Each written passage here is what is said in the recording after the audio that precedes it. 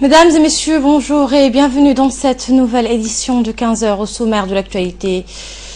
Le président de la République a parrainé aujourd'hui au Kempinski Palace Hotel une cérémonie de signature de 4 conventions portant sur les ports et zones portuaires entre Djibouti et les investisseurs chinois. Le président chinois Xi Jinping attendu demain en Arabie Saoudite.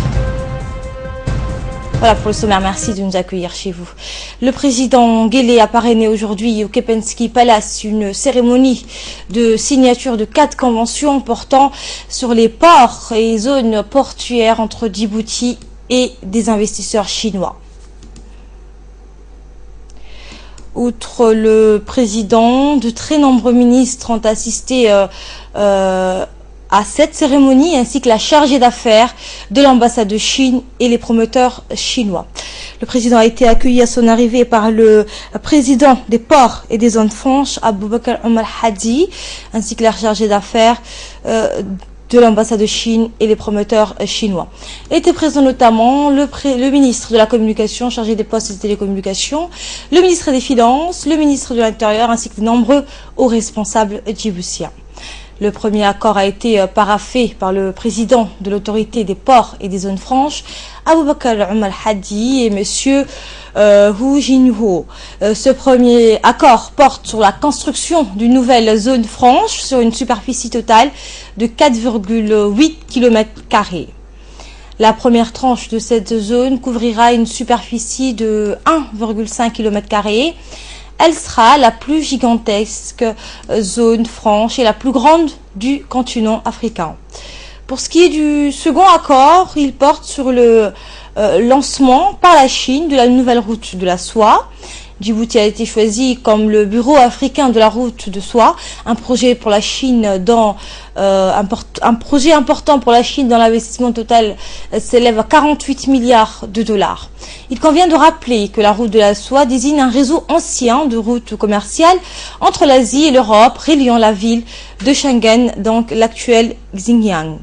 Aujourd'hui, cette nouvelle route reliera la Chine à l'Afrique en passant par le Golfe. Et pour ce qui est du troisième accord, il porte notamment sur l'établissement d'une chambre de compensation qui permettra aux opérateurs économiques djiboutiens de réaliser des échanges avec la Chine, c'est-à-dire avec le franc Djibouti directement. Pas mal d'entreprises qui a essentiellement pour activité, pour mission, de faciliter et de créer un environnement pour promouvoir un peu les échanges avec la Chine.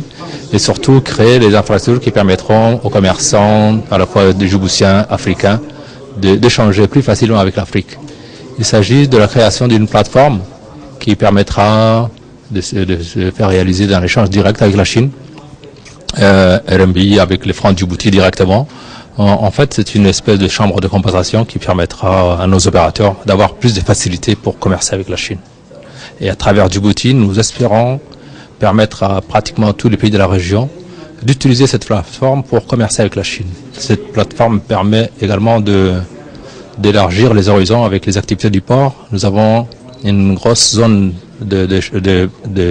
zone franche qui va s'établir sur Doralé, qui a été développée par les autorités du port de zone franche, qui permettra, comme on l'avait déjà dit à plusieurs fois, d'attirer des investisseurs. Les Chinois sont déjà là. Ils sont là en masse et ils sont intéressés de s'implanter assez rapidement. Donc ce matin, nous allons signer quelques conventions qui permettront à ces groupes de s'installer définitivement dans ces zones-là. Aujourd'hui, ces signatures de 4 accords concernent les infrastructures de la zone franche que nous allons commencer la construction dans les mois qui viennent. Il s'agit de 42 000 km² de zone franche industrielle. Et parmi ces 48 000 km², nous allons commencer 1,5 km de km² cette année et finir ces projets avant décembre 2016. Vous savez, ça va apporter beaucoup à l'économie nationale.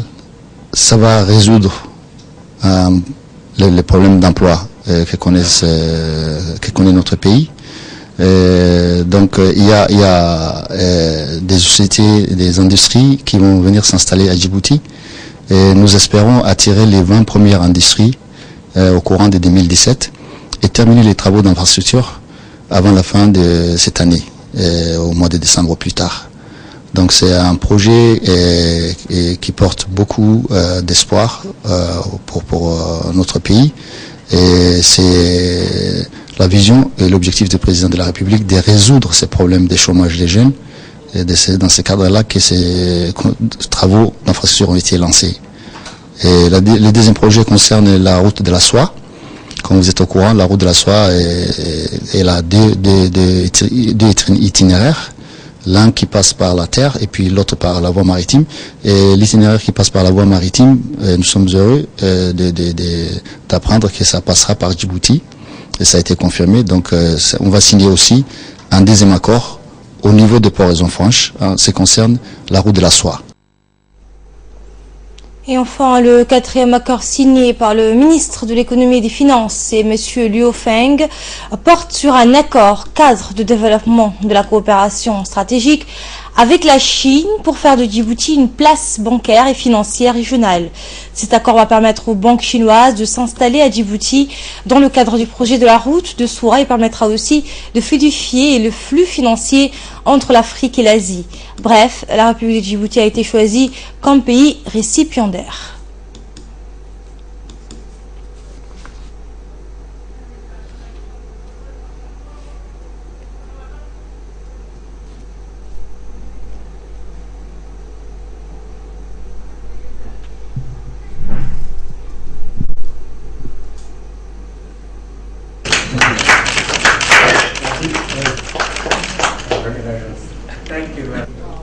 This agreement is to help.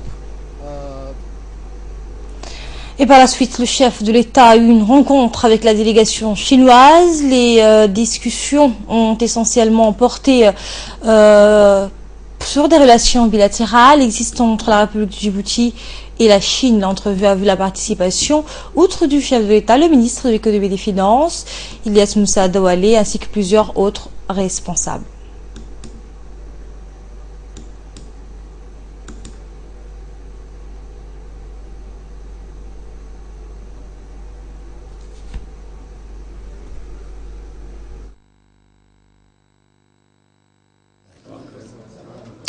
Il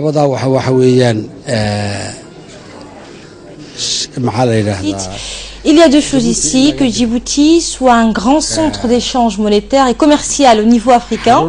Ce centre sera, selon le président, le premier du genre que le gouvernement est sur le point d'entamer sa construction. Le but essentiel de cette démarche est de relever le niveau de devise chinoise et djiboutienne, sachant que jusqu'à ce jour, les différentes transactions au niveau mondial s'effectuent uniquement en dollars. Ainsi, dans le gouvernement chinois, a précisé le chef de l'État, l'ambition et le désir de remonter la valeur yuan, la devise chinoise, en faisant de sorte que les échanges commerciaux s'effectueront à partir de ce centre en yuan. Cela va engendrer des grands bénéfices, a-t-il dit, et une renommée internationale pour nous et nos partenaires. Deuxièmement, a-t-il poursuivi, il a été prévu au départ 48 km² seront occupés par des entreprises et différents espaces commerciaux de tendance libérale. Cela, a souligné le président Guélé, c'était ce qui devait se faire dans un avenir proche.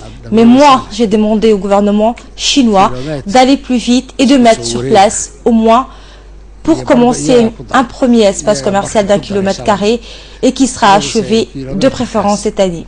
Selon le président, la construction va bien sûr créer et engendrer entre 15 000 et 10 000 emplois, et cela très rapidement, car les entreprises chinoises seront sur place, les produits seront manufacturés sur place et exportés à partir de ce centre et de chez nous.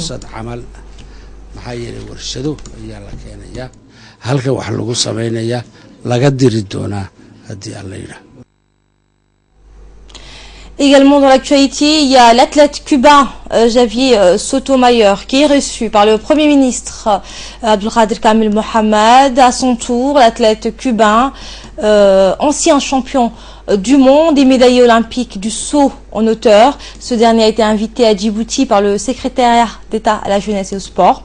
L'entrevue entre l'athlète et le Premier ministre s'est déroulée en présence du secrétaire d'État à la jeunesse et des sports, Badoul Hassan Badoul, l'ambassadeur de Cuba à Djibouti et le secrétaire général du département de la jeunesse et des sports, Wahib Hamadou. Le Premier ministre a remercié l'athlète pour son déplacement à Djibouti et a souligné que sa visite permettra aux sportifs djiboutiens de profiter de son expérience.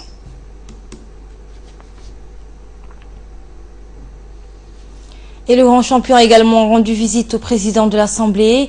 Le chef de l'hémicycle a reçu aussi le champion cubain, détenteur du record du monde en saut en hauteur. Il a été introduit auprès du président de l'Assemblée par le secrétaire d'État à la jeunesse et au sport, Badoul Hassan Badoul, l'ambassadeur de Cuba à Djibouti, et de nombreux parlementaires ont assisté à l'entretien. Le président de l'Assemblée a félicité le secrétaire d'État à la jeunesse et au sport pour avoir pris cette initiative d'inviter ce grand champion. Cette visite, a-t-il souligné, aura son impact sur les jeunes qui voudront lui ressembler ou s'intéresser au moins au saut en hauteur.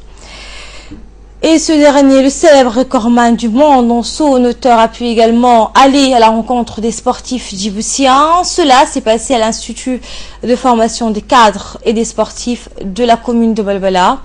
Cette rencontre initiée par le secrétariat d'État à la jeunesse et au sport a pour but de renforcer le développement du sport djiboutien conformément à la feuille de route tracée par le chef de l'État, Ismaël Omar Guelleh, qui demeure le premier supporter du sport national. Sotomayor a partagé ses expériences avec le mouvement sportif djiboutien. Il s'est déclaré heureux de se retrouver parmi nous à Djibouti et a exprimé ses vifs remerciements au secrétaire d'État à la jeunesse et au sport pour l'invitation et l'accueil chaleureux qui lui a été réservé. D'autant qu'il a été reçu par les plus hautes autorités du pays. Le secrétaire général au secrétariat d'État à la jeunesse et au sport a quant à lui rappelé que cette visite s'inscrit dans le cadre de la promotion et développement du sport national. Il a également souligné qu'elle a pu être possible que grâce à l'excellente collaboration qui existe entre les deux pays, à savoir Djibouti et Cuba. L'ambassadeur de Cuba à Djibouti a, après avoir remercié la République de Djibouti pour l'invitation adressée à ce grand sportif de renommée mondiale, a rappelé que cette visite permettrait d'étudier les possibilités de rehausser le niveau du sport national. Il y a aussi des experts cubains qui sont là pour collaborer et renforcer le sport et le développement du sport djiboutien. Aujourd'hui, c'est vraiment un plaisir pour nous, les Cubains, en particulier pour moi, et notre invité de marque, M. Javier Sotomayor, et les entraîneurs cubains qui sont ici présents. Nous remercions beaucoup la gentillesse et de la part du secrétaire d'État particulièrement et du gouvernement de Djibouti pour l'invitation qu'il a adressée à M. Sotomayor pour faire une visite ici, une visite d'échange au point de vue sportif, de pouvoir voir les possibilités de développer les sports à Djibouti.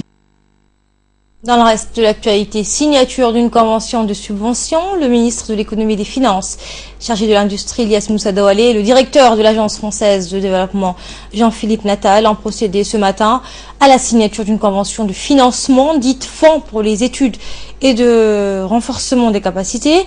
Cette convention a été signée en présence de l'ambassadeur de France à Djibouti, Christophe Guilou. Cette subvention dite Fonds d'études et de renforcement des capacités d'un montant de 300 000 euros est essentiellement destinée à financer l'appui à la mise en place du cadre juridique et institutionnel des partenariats publics-privés en République de Djibouti. Le programme concerne l'amélioration de l'environnement des affaires et vise à inciter le secteur privé à participer au développement des infrastructures. Continuer à développer les relations entre la France et Djibouti, et c'est dans ce cadre-là que s'inscrit la signature de cette convention, qui est importante à nos yeux parce qu'elle contribue à renforcer l'attractivité de Djibouti en matière d'investissement étranger, investissement français. Et la signature de cet accord sert à moderniser l'arsenal législatif djiboutien, à l'adapter aux nouveaux moyens de développement, d'investissement. Et comme l'a dit Monsieur le ministre, c'est un cadre qui servira à favoriser le financement d'opérations à partir de fonds publics, mais également en utilisant davantage la ressource d'investisseurs privés. Et c'est dans ce cadre-là que l'Agence française de développement, France Expertise Internationale, ont apporté leur savoir-faire, vont apporter leur savoir-faire pour développer, renforcer, moderniser la législation djiboutienne. En mettant en place un accord de partenariat public-privé bien défini et clair, l'on va stimuler l'investissement. Ainsi, par le biais d'un contrat bien établi, l'autorité publique fait appel à une entreprise privée pour financer, concevoir, construire ou gérer un équipement. Afin d'attirer les investissements privés, le gouvernement s'est engagé à mettre en place ce cadre juridique et institutionnel approprié. Écoutons d'ailleurs les explications du ministre des Finances. Comme vous savez, la République de Djibouti et la France partagent beaucoup d'histoires et beaucoup d'intérêts depuis toujours. Et nous sommes dans ce processus de développement de la coopération entre nos deux pays. En l'occurrence ici sur un sujet hautement stratégique et d'importance pour la République de Djibouti, c'est-à-dire la promotion des investissements directs étrangers. Cet investissement direct étranger a besoin des conditions institutionnel, juridique pour pouvoir être généré et donc profiter à la République de Djibouti. Ces conditions sont donc un cadre institutionnel pour développer le partenariat public-privé. On sait très bien que désormais, la capacité du gouvernement, comme la capacité de certaines institutions, sont limitées parce que les ressources ne sont pas illimitées. En dehors de ce qui relève des priorités du gouvernement et donc de l'obligation du gouvernement, tous les autres investissements doivent être développés par des partenariats ou voire des investissements privés directs, que ce soit national, mais également internationaux. Donc c'est ce cadre-là que Expertise France va pouvoir apporter leur concours pour mettre en place ce cadre juridique et former nos collaborateurs, les spécialistes djiboutiens, dans ce type d'action et de processus. Et c'est pour cela que donc avec l'AFD et la République française finançant donc tout ce processus, nous remercions l'ambassadeur que nous accueillons chaleureusement en République de Djibouti d'ailleurs, mais également donc de cette coopération qui a plus de 40 ans maintenant avec l'AFD en République de Djibouti. Également dans l'actualité, le ministre de la Communication en déplacement à Tadjoura. Une forte délégation avec à sa tête le ministre de la Communication chargé des postes et télécommunications, Ali Hassan Bahdan, s'est rendu hier à Adailou. Cette délégation comprenait également plusieurs responsables de la société Djibouti Télécom, le préfet de la région de Tadjoura, Abdul Malik Mohamed Benoïta, ainsi que le président du conseil régional de Tadjoura, Hassan Hussein. Ce déplacement consistait à vérifier le bon fonctionnement du réseau de connexion de la téléphonie mobile et de sa portée. À son arrivée sur les lieux, la délégation a été accueillie chaleureusement par les Ukal d'Adailou et de Defenetou. Ensuite, ils ont fait un briefing avec les sages de Wema pour répondre à leurs doléances.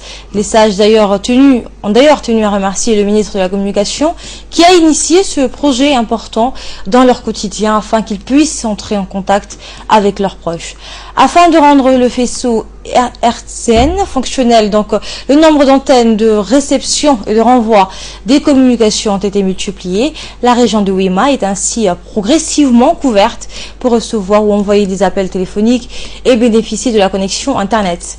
Les sages ont répondu qu'ils sont conscients qu'avec l'installation du réseau et d'une centrale solaire, l'accès à l'Internet sera un grand avantage. Le ministre de la Communication a remercié les Ukal de Adailou et de Defenetou pour leur accueil et leur a promis que toute la région de Wema sera couverte pour l'accès au réseau du téléphone mobile et l'Internet. Enfin, la délégation s'est rendue sur le site où a été installée la centrale solaire. Le ministre a fait un briefing sur l'importance de ces équipements coréens. Par la suite, la délégation a visité le site du réseau portable. Et des délégués du Bureau international du travail sont à Djibouti. Ils ont entrepris un séjour à Djibouti. Ces délégations composées de 2 experts, Monar Ndiaye, juriste principal, et de Franco Amato, en charge des questions sur le respect des normes internationales du travail. Cette visite fait une suite à une requête introduite par le ministère du Travail chargé de la réforme de l'administration pour une assistance technique dans le domaine du respect des normes internationales et du travail. Ces deux experts vont animer un atelier de formation pendant 4 jours à l'INAP. Ils devront ainsi renforcer les compétences des cadres du ministère du Travail et des services d'inspection. Cette expertise va contribuer ainsi au respect des obligations. Le texte sera ensuite soumis à l'approbation de l'Assemblée nationale. Ce séjour va permettre enfin de redynamiser les relations de travail et de coopération entre le Bureau international du travail et la République de Djibouti. Une formation et aussi des rapports en matière de soumission et également avoir des rapports article 22, c'est-à-dire sur les conventions ratifiées. Donc j'espère que cette mission sera fructueuse et d'après le nombre élevé de personnes ici présentes dans la salle, je vois déjà un grand intérêt pour les travaux de cette semaine. Voilà donc pour les propos de deux experts. Écoutez cette fois pour plus de précisions le directeur du travail. Je voudrais remercier le Bureau international du travail et particulièrement le département de normes pour avoir répondu favorablement à notre requête pour une assistance technique qui nous permettrait de nous mettre à jour en matière de soumission de normes internationales du travail aux autorités compétentes ainsi que la présentation des rapports sur les conventions ratifiées. Cette initiative témoigne du dynamisme des relations de coopération existant entre le BIT et la République de Djibouti. Cette expertise va contribuer en premier lieu à renforcer les capacités des cadres de la direction du travail et de l'inspection du travail impliqués dans les relations avec le BIT et va également permettre à notre pays d'être en règle et à jour avec les sollicitations du BIT, à savoir la soumission des rapports réguliers et les réponses aux demandes directes et observations de la Commission des experts du BIT. Et le sujet magazine de ce dimanche, c'est l'Éthiopie qui est parmi les 5 économies les plus dynamiques au monde après une décennie d'expansion continue. Le pays a affiché en 2013 et en 2014 pour la 11e année consécutive une forte croissance estimée à 10,3%. Les données ainsi que d'autres sources indiquent qu'au cours des 12 ou 13 dernières années, l'Éthiopie a connu une croissance colossale en termes de croissance économique en général, mais plus encore la réduction de la pauvreté démontre également les avancées réalisées dans de nombreux aspects de l'objectif du millénaire pour le développement. Voici un magazine de la rédaction.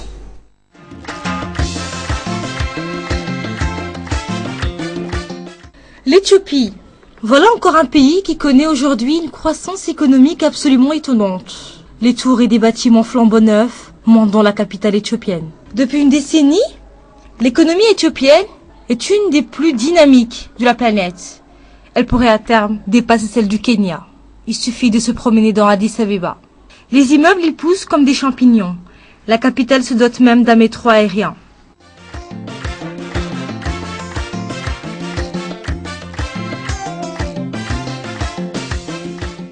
La construction de ces bâtiments qui jalonnent le long des principales voies de la capitale éthiopienne témoigne de la croissance rapide de l'économie éthiopienne. Avec un fort taux de croissance de 8 à 10%, le pays a réalisé des progrès considérables pour devenir l'une des économies qui se sont développées le plus rapidement au monde. Elle est en passe de devenir la locomotive de l'économie des pays de l'Afrique de l'Est.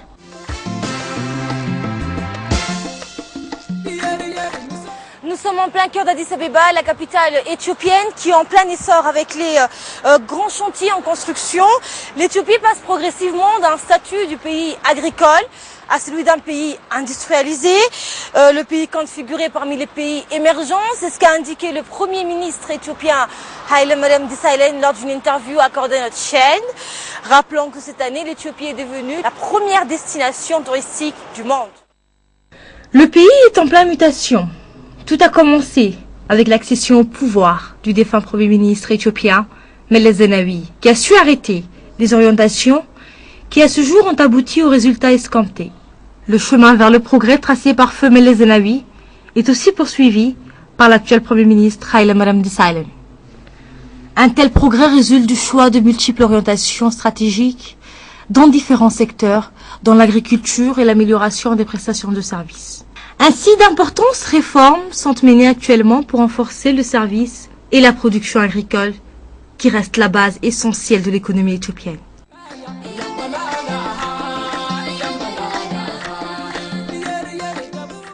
Le pays connaît ce rythme de développement depuis plus d'une décennie. Le développement de l'Éthiopie est unanimement reconnu comme étant une des grandes réussites du continent africain.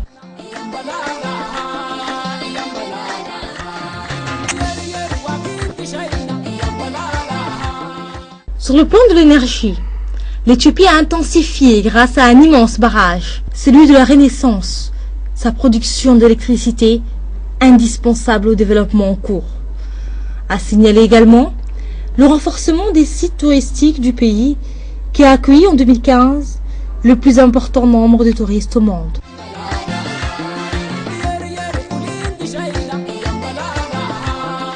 En raison de ce développement, le pays a su attirer bon nombre d'investisseurs étrangers, à la tête desquels se trouve la Chine. Cette dernière finance les plus grands projets d'infrastructures en cours de réalisation ou déjà réalisés. Des sociétés chinoises ont par ailleurs délocalisé leurs usines de production ici en Éthiopie en raison d'une main-d'œuvre qualifiée et bon marché. Depuis quelques années, le gouvernement éthiopien met tout en œuvre pour faire les industries étrangères. Au ministère de l'économie, on assume parfaitement ce choix politique. Il n'aurait que des avantages à mettre le peuple au travail. Le gouvernement éthiopien veut éradiquer la pauvreté et créer des emplois. L'Éthiopie accueille des milliers d'entreprises avec des investisseurs chinois, turcs, de toute nationalité. Le pays veut des profits maximum.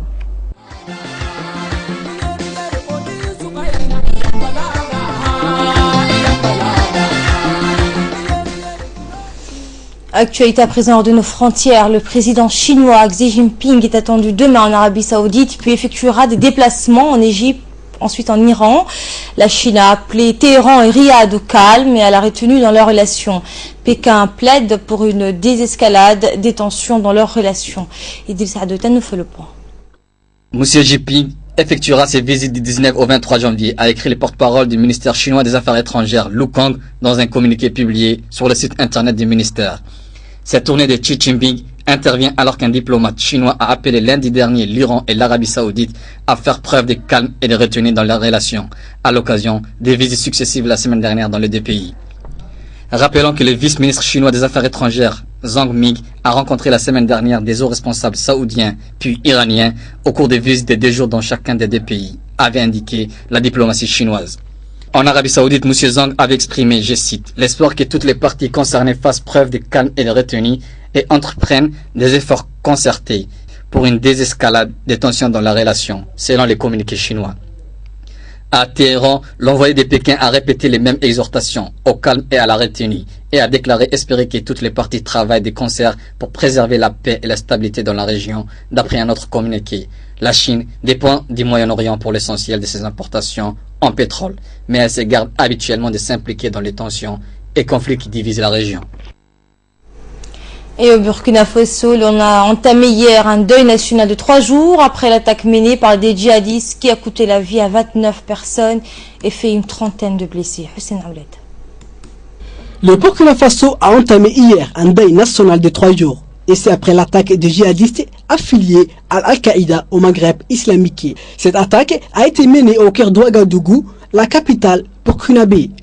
L'attentat terroriste qui a visé un hôtel de la ville a fait 29 morts, dont de nombreux étrangers. Depuis l'attaque, les forces de l'ordre poursuivent des opérations de ratissage à la recherche d'éventuels autres hommes armés. Le président burkinabé, Christian Kaboré, a annoncé que la sécurité serait relevée d'un cran dans le pays pour faire face à d'autres menaces. Dans un message télévisé adressé à la nation, il a demandé à la population de respecter les nouvelles restrictions de circulation imposées pour des raisons de sécurité. Le chef de l'État a demandé aux Burkinabés de rester unis dans le combat contre le terrorisme. Dans la capitale Ouagadougou, les forces de l'ordre ont fouillé 129 hôtels à la recherche d'éventuels combattants djihadistes.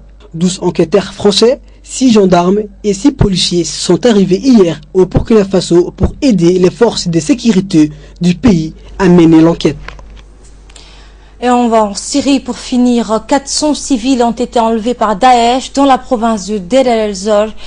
D'autres hommes sont jugés proches du régime, ont directement été abattus. Le point de la situation avec Fardos Hussein. Ils sont plus de 400 civils dans les environs de la ville syrienne de Deir el-Zor à avoir été enlevés ces dernières heures par l'organisation État islamique, selon l'Observatoire syrien des droits de l'homme. Des femmes, des enfants, des combattants pro-régime figurent au nombre de personnes kidnappées. Ce nouveau forfait du mouvement djihadiste fait suite à un massacre d'au moins 135 personnes dans ce secteur. Les médias État syriens avancent pour leur part le chiffre de 300 civils tués. À Raqqa, le bastion de Daesh dans l'est du pays, 40 civils auraient été tués, dont 8 enfants, dans des raids aériens menés ce samedi. De leur côté, les Russes qui tuent chaque jour des dizaines de Syriens dans leur bombardement aérien intensif afin de maintenir en place le régime de Bachar al-Assad ont commencé des opérations d'envoi d'aide à quelques 200 000 personnes en état de siège dans le secteur de Deir el-Zor. Des opérations menées conjointement avec le régime de Damas. Voilà, c'est la fin de cette édition. On se retrouve juste après la pause pour le focus. Restez avec nous sur Télé Djibouti.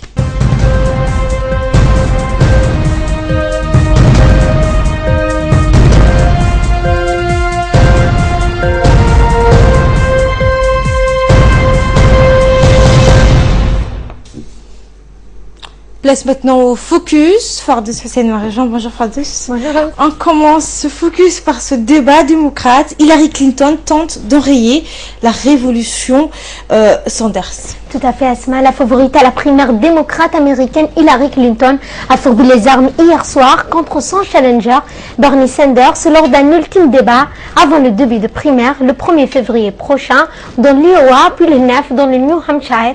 L'ancienne secrétaire d'État qui est en tête des intentions de vote Asma démocrate au niveau national voit son adversaire progresser dans l'Iowa et dans le New Hampshire, s'est efforcé de déstabiliser le sénateur du Vermont qui se présente en socialiste démocrate occupant l'espace laissé à la gauche par sa rivale Hillary Clinton, s'est présenté comme la candidate la plus capable de gérer un pays polarisé, régulant Bernie Sanders au rang de néophyte, à un moment où les républicains sont particulièrement déterminés à annuler les acquis des années Obama, dans la santé notamment, l'immigration, l'environnement et le droit à l'avortement. Bernie Sanders a avancé qu'il voulait s'appuyer sur l'Obamacare pour rendre l'assurance santé encore plus abordable. L'assurance maladie, a-t-il dit, devrait être un droit pour chaque homme, chaque femme, chaque enfant, a martelé Bernie Sanders, mais sa proposition a un coût qui doublerait le budget fédéral que le socialiste démocrate financerait par de nouveaux impôts. Hillary Clinton a critiqué l'irresponsabilité d'une telle refonte. C'est justement l'ambitieuse révolution politique de Bernie Sanders qui galvanise ses partisans. Il dénonce un système économique truqué, manipulé par Wall Street et les lobbies. Il condamne la collusion des hommes politiques avec le secteur financier visant Hillary Clinton et ses réseaux new-yorkais. Notamment en 2015, elle a prononcé un discours rémunéré par les entreprises et les lobbies. Et un mot en sport, en tennis. Tout à fait, en tennis, Djokovic victime d'une tentative de corruption. Dans la foulée des révélations de médias britanniques sur des matchs de tennis truqués, le numéro 1 mondial a révélé qu'il avait lui aussi été approché afin de perdre des rencontres, une tentative de corruption qui aurait lieu en 2007. L'enquête sur des supposés matchs truqués dans le tennis professionnel, publiée hier par la BBC et le site internet BuzzFeed, n'aurait pas tardé à susciter de réactions. Ce matin, justement, après avoir disputé le premier tour de l'Open d'Australie, le numéro 1 mondial Novak Djokovic a révélé qu'il avait lui-même été victime d'une tentative de corruption en 2007. Le Serbe a expliqué qu'il avait été sollicité afin de perdre un match volontairement, des matchs lors du tournoi, notamment de Saint-Pétersbourg Asma. Il a estimé que l'image du tennis mondial n'était pas affectée par ces soupçons de corruption, estimant que les autorités de tennis avaient amélioré les moyens de lutter contre ce type de dérive. Voilà, merci Fardos pour ce focus et pour ces éclairages. Merci à vous de nous avoir suivis. Très bonne suite de programme sur Télé Djibouti.